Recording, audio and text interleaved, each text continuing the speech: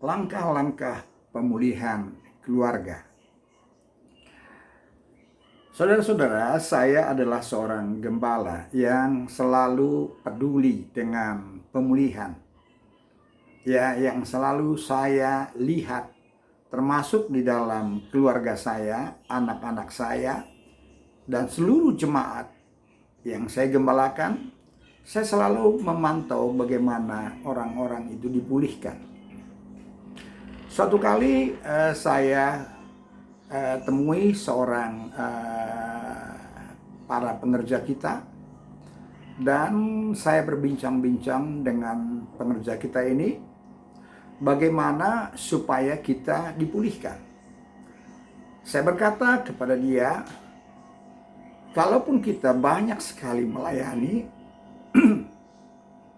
di pagi hari, di siang hari, di malam hari, kita melayani ke sana ke sini, tetapi kalau kita sendiri belum terpulihkan, maka itu sering sekali mengganggu keadaan pelayanan kita, bahkan keluarga kita. Sering kita merasa bahwa waktu kita melayani itu, apalagi jiwa-jiwa yang kita layani banyak, wow, kita pikir pelayanan kita ini sudah benar, sudah on the track. Tetapi saudara, bukan itu saja ukurannya.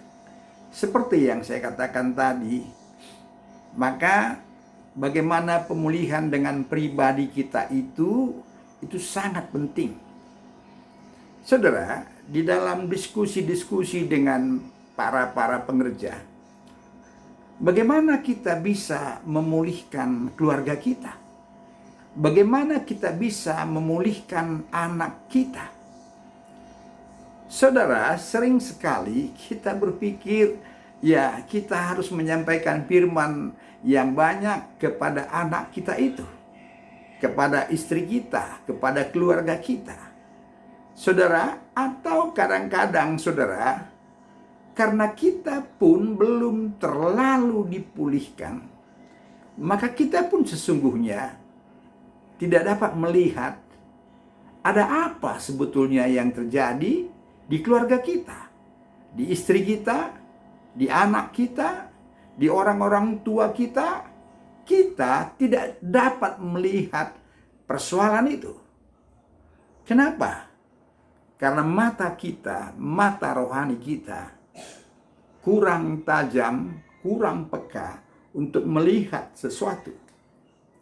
Oleh karena itu, ketika ada orang lain yang menegur anak kita atau menegur kita nggak terima. Kenapa? Karena kita tak bisa melihat siapa diri kita. Kenapa seperti itu? Bapak, Ibu, saudara-saudara, karena di dalam diri kita masih ada sebetulnya proses-proses pemulihan. Proses-proses bagaimana kita dimurnikan dan dimurnikan.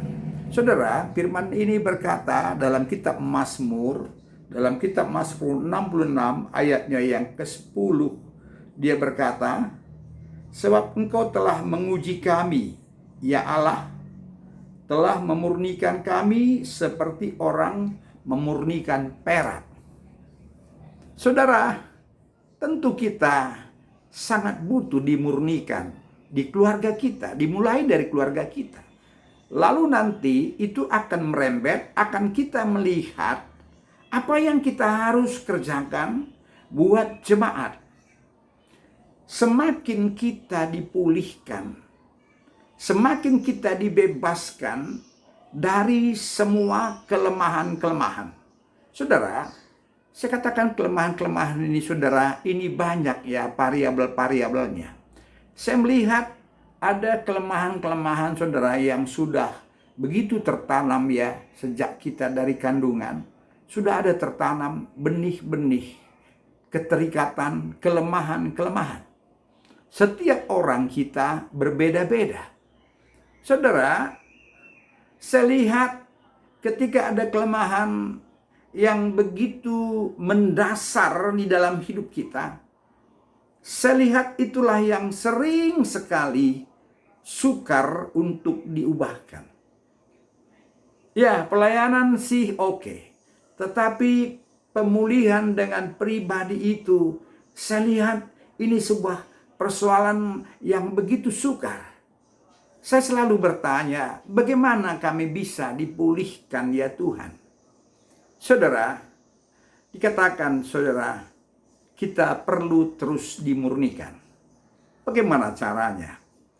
Saudara, seperti yang saya sering katakan, ketika kita masuk ke ruang Maha Kudus itu, dan kita melakukan penyembahan di sana, dan kita selalu dan semakin sering masuk ke ruang Maha Kudus itu, maka semua pengotor-pengotor yang ada di dalam diri kita, Tuhan akan cabut sampai ke akar-akarnya. Tuhan akan terus cabut. Saudara, ya, kadang-kadang saudara kami sudah melakukannya. Sudah melakukan masuk ruang Maha Kudus, masuk ruang Maha Kudus. Tetapi suatu kali Tuhan berkata, enggak cukup dengan seperti itu. Lihatlah bagaimana Daniel 3 kali sehari. Daud 7 kali sehari. Bagi orang-orang yang di dalam dirinya masih banyak ikatan-ikatan, ya, ikatan-ikatan sesuatu yang mengikat itu, dia harus lebih banyak selalu masuk ke ruang Maha Kudus itu, ke dapur Tuhan itu, masuk kepada temperatur tinggi daripada Roh Kudus itu, supaya kita terbebas dari semua kebiasaan, dari semua ikatan kutuk yang masih mengikat kita. Kita harus masuk dan lebih sering masuk ke dalam, sehingga kita akan dimurnikan dari semua kelemahan-kelemahan yang saya katakan yang sukar sekali. Ya, karena saya katakan yang sukar sekali, sepertinya kelemahan itu begitu melekat dengan kita.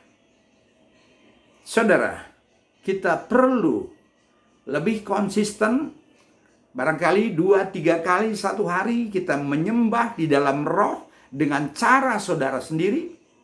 Dan saudara terus masuk sehingga kelemahan-kelemahan tadi semua tercabut. Saudara, ketika kelemahan tadi tercabut dan terus tercabut, disitulah kita menjadi orang merdeka. Disitulah penglihatan rohani kita itu menjadi lebih terang. Dengan kita melihat dengan lebih terang, maka kita akan mudah melihat di sekitar kita. Kita akan dapat mudah melihat keluarga kita, anak kita, jemaat kita. Dan kita juga dapat memberi bagaimana caranya supaya jemaat-jemaat itu bisa terus terbebas, bisa terus melakukannya, supaya mereka juga menjadi orang-orang yang merdeka. Orang-orang yang dibersihkan. Saudara, ini sangat penting. Supaya pada suatu hari, saudara, kita tidak hanya berbicara tentang berapa jiwa-jiwa yang kita menangkan, bagaimana gedung gereja kita, tetapi kita, saudara, bermasalah. Tetapi alangkah indahnya ketika saya dan saudara dipulihkan, dan kita juga memenangkan jiwa dengan lebih efektif, dan jiwa-jiwa yang dimenangkan itu juga akan dipulihkan. Terima kasih, saudara-saudara.